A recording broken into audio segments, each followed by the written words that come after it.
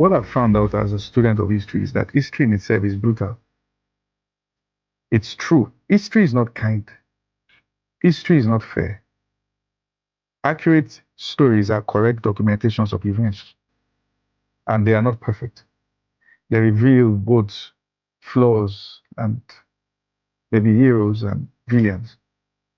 It's true that there's been part of our journey of faith and the history of Christianity in Africa that is quite brutal.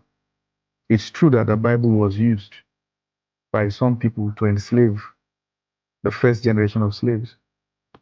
It's true that slave masters preached from the Bible to justify what they were doing. It's true that some of the most iconic figures celebrated across the world, even in America, owned slaves in that era. It's true.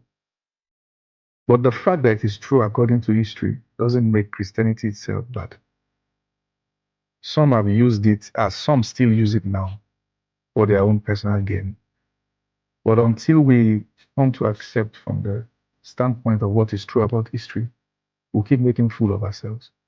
And there's a story I like to bring in that regard, and that's the story of the man called Walter Rodney.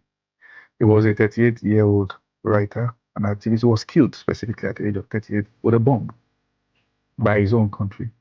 He was the one who authored the book, How Europe Underdeveloped Africa. Powerful book.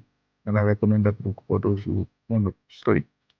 And one of the things he said in that book that I kind of agree with is the fact that Africa is where she is pro-Africans. And if there's going to be any true change to Africa, it will be caused not by those in diaspora, but by Africans. And he said the prime reason why Africa is in shackles is because Africa is distracted. And I think it's true. Karl Marx might have said it in a way that religion truly is the opium of the masses. But I think there's something also as complex as religion is, and that's media. It has become a powerful tool, and it can also be destructive in its tendencies, depending on how we choose to navigate it. Recent times, it is appalling to see people denounce creativity, and you need to see young people doing funny stuff on social media platforms in the name of streaming.